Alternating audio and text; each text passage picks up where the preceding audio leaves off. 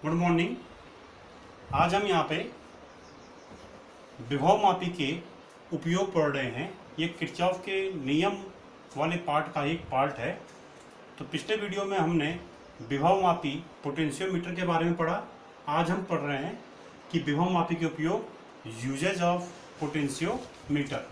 तो विभव मापी के दो उपयोग हैं। पहला है दो सेलों के विद्युत वाहक बलों की तुलना करना।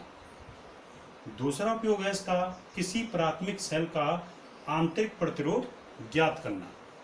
विभव मापी के द्वारा हम किसी सेल का विद्युत वाहक बल ज्ञात करते हैं। उसमें क्या होता है, जब धारामापी शून्य विक्षेप स्थिति में आ जाता है तो उस समय दो बिंदुओं के बीच का विभवांतर जो है वो सेल के विद्युत वाहक बल के बराबर होता है।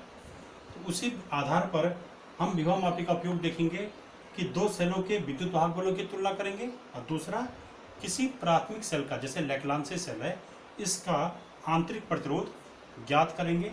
तो आइए सबसे पहले देखते हैं कि दो सेलों के विद्युत वाहक बलों की तुलना करना। Comparison of EMFs of two cells. इसमें एक तार, एक मिश्र धातु कॉन्स्टेंटिन या मैग्नीन से बना हुआ तार AB लेते हैं। ये तार इसके लिए आता है क्योंकि इन जो ये मिश्र धातु वाला कॉन्स्टेंटिन या मैग्नीन का तार है, इसका प्रतिरोध ताप गुणांक काफ़ी कम होता है और विशिष्ट प्रतिरोध काफ़ी अधिक होता है। इसलिए इस पर क्या होता है कि तापमान परिवर्तन का इसके प्रतिरोध पे बहुत अधिक प्रभाव नहीं पड़ पाता है। इसीलिए यहाँ पर मिश्र धातु का बना हुआ तार AB प्रयोग में लाते हैं। तो विभव मापी में जो ये तार, काफ़ी लंबा तार AB लेते हैं, इस तार AB के A सिरे का संबंध एक अधिक विद्युत वाहक बल वाली बैटरी B1 के धन प्लेट से कर देते हैं। इसकी ऋण प्लेट का संबंध कुंजी K से, और तब इसका संबंध धारा नियंत्रक या रियोस्टेट से कर देते हैं। और यहाँ पर धारा नियंत्रक के अगले सिरे का संबंध बिंदु B से कर देते हैं, तार के सिरे B से कर देते हैं। ये धारा नियंत्रक यहाँ पर जो है धारा के मान को यहाँ पर नियंत्रित रखता है। अब इसमें ये कहलाता है प्राथमिक परिपथ। द्वितीयक परिपथ में क्या करते हैं, जिन दो सेलों के विद्युत वाहक बलों की तुलना करना होता है, उन दो सेलों को हम यहाँ पर द्वितीयक परिपथ में जोड़ते हैं। तो कैसे जोड़ेंगे, माना हमारे पास दो सेल हैं E1 E2 विद्युत वाहक बल के, तो इन दोनों सेलों की धन प्लेटों को हम बिंदु A से जोड़ देंगे, और इन दोनों सेलों की ऋण प्लेटों का संबंध हम एक द्विमार्गी कुंजी से कर देते हैं। द्विमार्गी कुंजी में दो प्लग होंगे, एक ये है एक ये है। तो यहाँ पर जैसे हमने यहाँ पर K1 लिख दिया, इसको K2 लिख दिया, तो ये द्विमार्गी कुंजी होगी। इस द्विमार्गी कुंजी में, या इसको हम ऐसा कह सकते हैं, K भी कह सकते हैं इसको, ठीक है, K1 K2 कह दिया। और इस द्विमार्गी कुंजी का संबंध तब हम किससे कर देते हैं, धारामापी से कर देते हैं। और धारामापी के अगले सिरे से हम एक जॉकी का संबंध कर देते हैं, और जॉकी को जो है, जॉकी स्पेन संरचना होगी, इसको भी इस तार AB पर कहीं भी स्पर्श करा सकते हैं। ये ऐसा, चाहो तो यहाँ पर स्पर्श करा दो, चाहो तो यहाँ पर स्पर्श करा दो, चाहो तो यहाँ पर स्पर्श करा दो। क्यों कराते हैं स्पर्श, वो शून्य विक्षेप स्थिति जिस बिंदु पर आएगी उस बिंदु पर हम जॉकी को स्पर्श कराएंगे। अब यहाँ पर क्या करते हैं, प्रयोग विधि क्या है कि सबसे पहले हम यहाँ पर कुंजी K को दबाते हैं, और यहाँ पर इस जो ये उपकरण है इसके सही परिपथ में जुड़े होने का पहचान करते हैं कि ये सही रूप से जुड़ रखा है नहीं जुड़ रखा। तो कुंजी K को दबा देते हैं, और जॉकी का संबंध पहले A से और फिर B से कर देते हैं। यदि A और B से जॉकी का संबंध करने पर धारामापी की सुई का विक्षेप परस्पर विपरीत दिशाओं में आता है, एक बार इस दिशा में और एक बार, जैसे माना A पर जॉकी को A पे टच कराएंगे तो धारामापी की सुई माना इस दिशा में गई, फिर जॉकी को B पे टच करा तो धारामापी की सुई विपरीत दिशा में गई। तो इसका अर्थ है कि ये परिपथ सही जुड़ा है। जब परिपथ सही जुड़ा है, इस चीज़ का पता लग जाए, तब हम क्या करते हैं, जो ये द्विमार्गी कुंजी है, द्विमार्गी कुंजी में किसी एक कुंजी का प्लग लगा देते हैं। तो सबसे पहले हम कुंजी K1 का प्लग लगा देते हैं, और कुंजी K2 को ये परिपथ में नहीं लाते हैं, ठीक है, कुंजी K2 के प्लग को हटा देंगे। इससे क्या होता है, ये सेल E2 ये परिपथ में नहीं रहता है, और सेल E1 परिपथ में आता है। ठीक है, तो कुंजी K1 का प्लग लगाने पर केवल सेल E1 ही परिपथ में आता है। और सेल E1 को जब परिपथ में लाते हैं उसके बाद जॉकी का संबंध इस तार AB पर स्पर्श कराते हैं। तो जॉकी को तार AB के बीच किसी बिंदु पर स्पर्श कराते हैं और शून्य विक्षेप स्थिति ज्ञात करते हैं। तो हम इस जॉकी को संबंध माना यहाँ पर करा दिया मैंने, सपोज J पॉइंट पे। तो सबसे पहले यहाँ पर कुंजी K को ऑन करते हैं, उसके बाद इस सेल E1 को परिपथ में लाते हैं और सेल E2 को परिपथ में नहीं रखते हैं। ऐसा करने के बाद इस जॉकी का संबंध इस तार AB पर करते हैं, जॉकी को तार AB पर स्पर्श कराते हैं और ये देखते हैं कि किस बिंदु पर इसको स्पर्श कराने पर इस धारामापी की सुई का विक्षेप शून्य आता है। तो माना इस बिंदु पर जॉकी को स्पर्श कराने पर धारामापी की सुई शून्य पर आ गई है। उस स्थिति में क्या होगा, A और J के बीच का जो विभवांतर होगा वो विभवांतर AJ के बीच का विभवांतर VAG ये किससे प्राप्त होगा, ये प्राप्त होगा K इंटू L1 से। L1 क्या है, A और J के बीच की दूरी है। तो A और J के बीच की दूरी हम मीटर स्केल पे ले लेंगे। माना AJ के बीच की दूरी क्या है, L1 है। तो ये दूरी यहाँ पर नोट कर लेते हैं और AJ1 के बीच का विभवांतर VAJ निकाल देते हैं। तो VAJ बराबर क्या आ जाएगा, KL1, जहाँ K क्या है, इस तार के लिए विभव प्रवणता है। ठीक है, तो सेल E1 को परिपथ में लाने पर शून्य विक्षेप स्थिति ज्ञात करते हैं। ये माना J बिंदु पे आ रही है, AJ के बीच की दूरी L1 नोट कर लेते हैं। माना दूरी क्या है, इनके बीच की दूरी L1। ऐसी स्थिति में AJ के बीच का विभवांतर VAJ ये किसके बराबर होगा, KL1 के बराबर होगा। ठीक है, क्योंकि हमने पहले पढ़ा है कि K इक्वल टू क्या था, V/L, तो V equal to K into L। तो इस सूत्र से AJ के बीच का विभवांतर V के स्थान पे क्या हो जाएगा, VAJ बराबर K और L के स्थान पे ये दूरी है L1। ये आ गया सेल E1 के परिपथ में रहने पे। अब क्योंकि J बिंदु पे स्पर्श कराने पर ये सुई शून्य पे है, तो ये स्थिति कहलाती है शून्य विक्षेप स्थिति। ऐसी स्थिति में इस सेल का विद्युत वाहक बल ये AJ के बीच का जो विभवांतर है VAJ इसके बराबर होता है। तो ऐसी स्थिति में ये जो सेल का विद्युत वाहक बल E1 है वो किसके बराबर हो जाएगा, KL1 के बराबर। तो हमारे पास यहाँ पर E1 बराबर आ जाएगा K इंटू L1। ध्यान रहे, जब ये यहाँ पर स्पर्श कराने पे ये माना शून्य पर है, यानी जब धारामापी शून्य विक्षेप स्थिति में आ रहा होगा उस समय इस सेल का विद्युत वाहक बल इन दो बिंदुओं के बीच के विभवांतर के बराबर होता है। तो सेल का विद्युत वाहक बल E1 बराबर क्या होगा, इनके बीच का विभवांतर VAJ, और VAJ बराबर क्या होगा, KL1। तो VE1 बराबर क्या आ गया, KL1। ये हमारा समीकरण नंबर 1 आ गया। इसके बाद हम क्या करेंगे, अब सेल E2 को परिपथ में लाते हैं और सेल E1 को परिपथ में नहीं रखते हैं। इसके लिए हम क्या करेंगे, यहाँ पर सेल E2 से जुड़ा हुआ जो ये द्विमार्गी कुंजी है, तो इसमें सेल E2 के नज़दीक वाले पॉइंट पर हम क्या कर देते हैं, प्लग लगा देते हैं। ऐसा करने पे सेल E2 परिपथ में आता है और सेल E1 को परिपथ में नहीं रखते हैं। यहाँ से प्लग निकाल देंगे और यहाँ प्लग लगा देंगे। ऐसी स्थिति में सेल E2 परिपथ में आ जाता है और E1 परिपथ में नहीं रहता है। और तब उसके बाद हम जो है पुनः यहाँ पर जॉकी से शून्य विक्षेप स्थिति को ज्ञात करते हैं, अर्थात इस जॉकी को यहाँ पर AB तार पे टच कराएंगे। तो माना अब जो है जॉकी इस तार AB पर इस J' बिंदु पे टच कराया गया जॉकी को, और J' बिंदु पे टच कराने पे माना ये शून्य विक्षेप पे ये धारामापी की सुई आ गई है शून्य पे। तो जब सेल E2 परिपथ में आता है तो तब जो है पुनः शून्य विक्षेप स्थिति ज्ञात करते हैं। ऐसी स्थिति में जॉकी को इस तार AB पर ऐसे बिंदु पर स्पर्श कराएंगे जिससे कि धारामापी की सुई शून्य पर आ जाए। ये शून्य विक्षेप स्थिति कहलाती है इस सेल के लिए। और ऐसी स्थिति में इस सेल का विद्युत वाहक बल E2 ये जो है AJ' के बीच के विभवांतर के बराबर होता है। तो AJ' के बीच का विभवांतर क्या होगा, VAJ', और इसका मान किससे निकलेगा, सेम इसी पैटर्न पे VAJ' बराबर क्या होगा, K इंटू इनके बीच की दूरी। माना ए और जे डैश के बीच की दूरी क्या है, L2 है। जहां पर ये शून्य विक्षेप वाला पॉइंट आएगा उस पॉइंट की बिंदु ए से दूरी मीटर स्केल पे नाप देंगे, तो ये दूरी माने क्या है, L2। तो इन दो बिंदु के बीच का विभवांतर बराबर क्या होगा, K इंटू L2। तो यही विभवांतर जो है इस सेल का विद्युत वाहक बल होगा, यानी E2 बराबर क्या आएगा, KL2।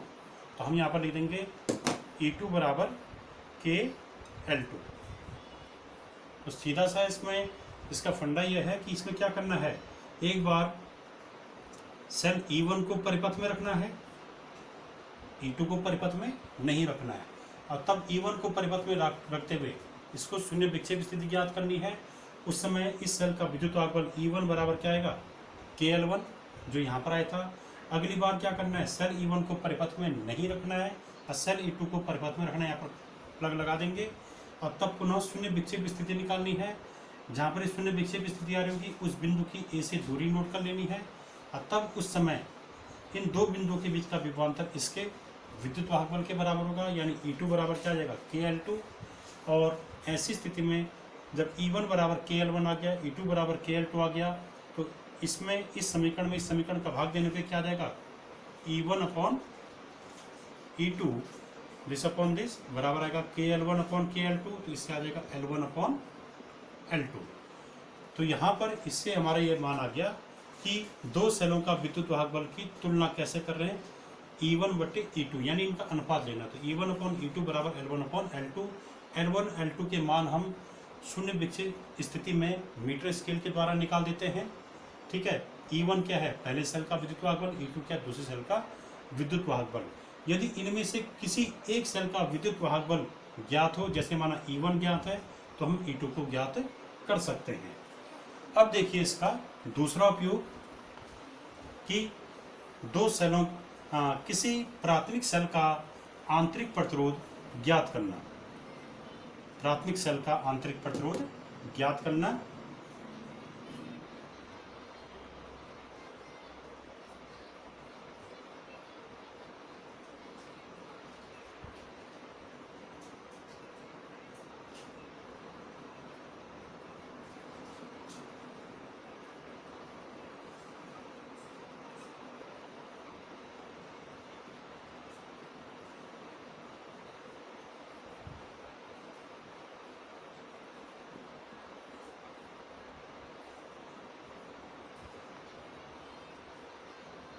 ठीक है, तो यहाँ पर हम क्या करते हैं, प्राथमिक परिपथ इसी ढंग से बनाएंगे जैसे पहले बनाया था।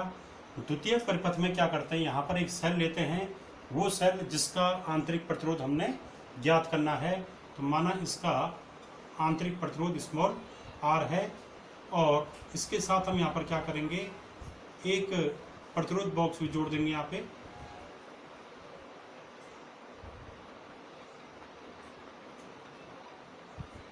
ये क्या है, प्रतिरोध बॉक्स।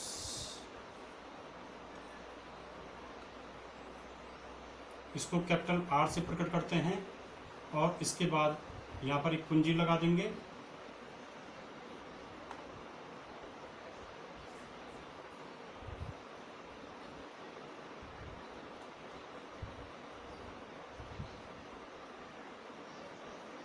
इस ढंग से हम यहाँ पे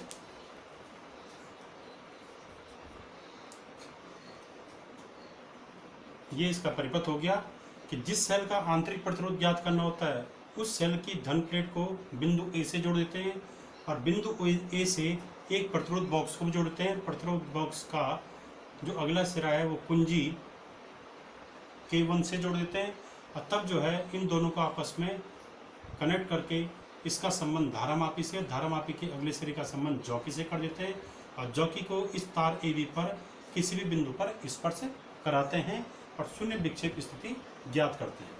ठीक है, तो इसमें क्या करेंगे, जब ये परिपथ जोड़ देंगे तो सबसे पहले हम इस जॉकी के द्वारा यहाँ पर शून्य विक्षेप स्थिति निकालेंगे और शून्य विक्षेप स्थिति में क्या होगा, इस धारामापी की सुई शून्य पर होगी। तो माना सपोज यहाँ पर जॉकी को इस बिंदु पे जब हमने स्पर्श कराया तो धारामापी की सुई शून्य पर आ गई। इसका अर्थ है कि इस समय ये द्वितीय परिपथ क्या है, इस समय ये संतुलन की स्थिति में है, ये परिपथ संतुलन की स्थिति में हो गया। ऐसी स्थिति में इस सेल का विद्युत वाहक बल वो ए और जे के बीच के विभवांतर के बराबर होगा।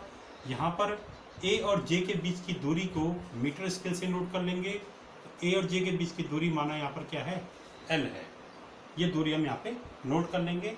देखिए इसकी कार्यविधि क्या है, कैसे कार्य करेगा ये।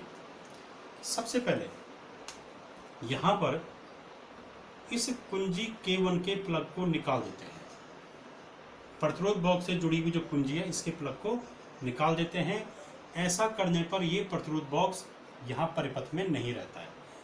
ठीक है, सर्वप्रथम सेल ई को परिपथ में रखते हैं और प्रतिरोध बॉक्स को परिपथ में नहीं रखते हैं, और धारामापी में शून्य विक्षेप स्थिति ज्ञात करते हैं।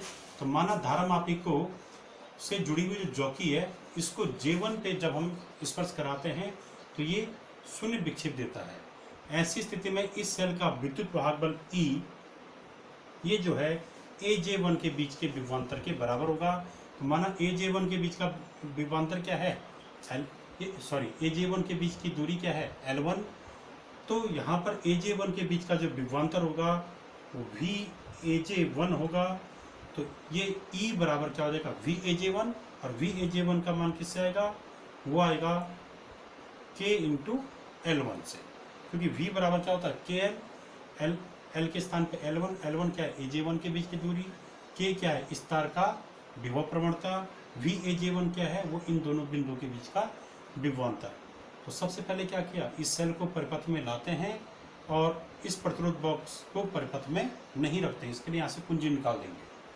तो जब सेल परिपथ में होता है, जब केवल सेल परिपथ में होगा उस समय जो है इस धारामापी में शून्य विक्षेप स्थिति ज्ञात करने के लिए इस जॉकी को यहाँ पर स्पर्श कराते हैं।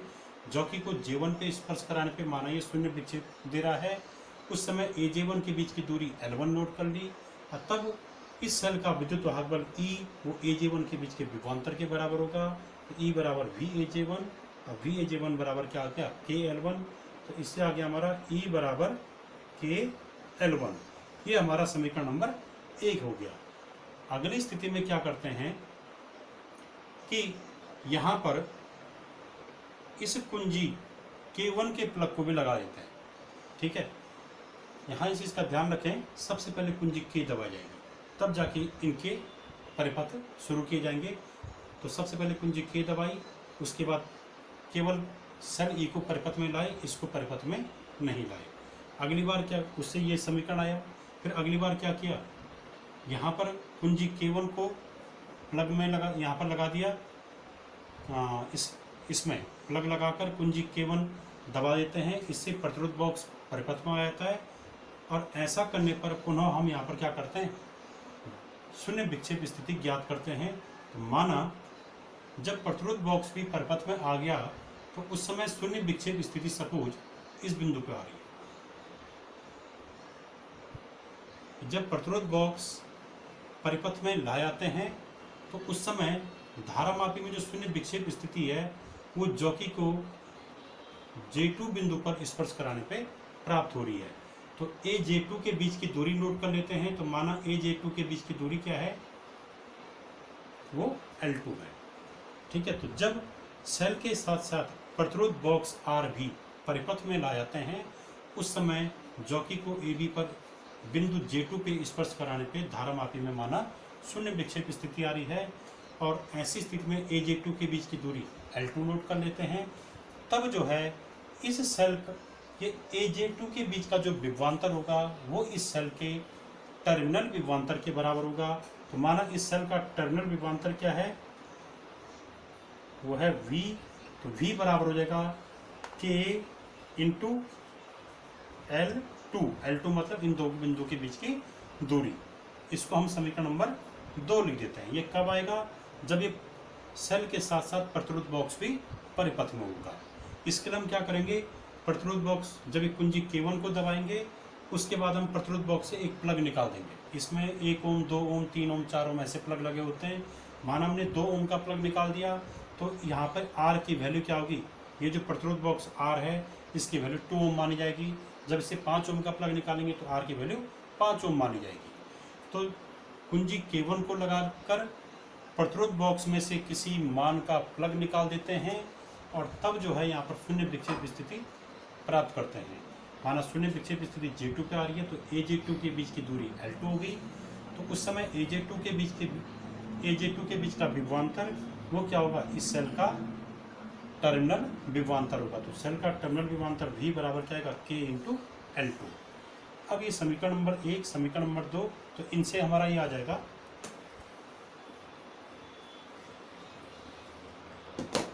समीकरण नंबर 1 में समीकरण नंबर 2 का भाग दीजिए। E बराबर आया था हमारा K L1 और ये V बराबर K L2, इन दोनों का डिवाइड करने पे E अपॉन V बराबर क्या आ गया, L1 अपॉन L2।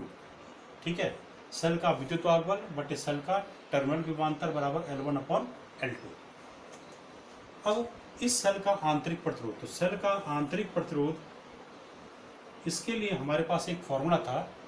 जब हमने किरचॉफ के नियम वाला पार्ट शुरू में स्टार्ट किया था तो उस समय हमने एक फॉर्मूला पढ़ा था कि आंतरिक प्रतिरोध R बराबर capital R into E upon V minus 1।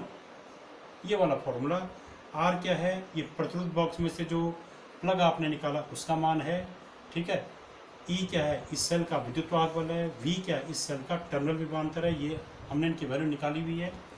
तो यहाँ पर E अपॉन V का मान यहाँ से रखिए, हमारे पास आ जाएगा स्मॉल r बराबर capital R into L1 upon L2 minus 1। E upon V का मान यहाँ से नोट कर लेते हैं। तो ये आ गया हमारा स्मॉल r क्या है, इस सेल का आंतरिक प्रतिरोध।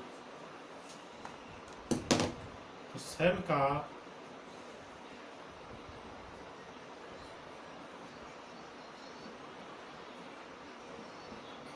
आंतरिक प्रतिरोध स्मॉल r बराबर हो जाएगा capital R into L1 upon L2 minus 1।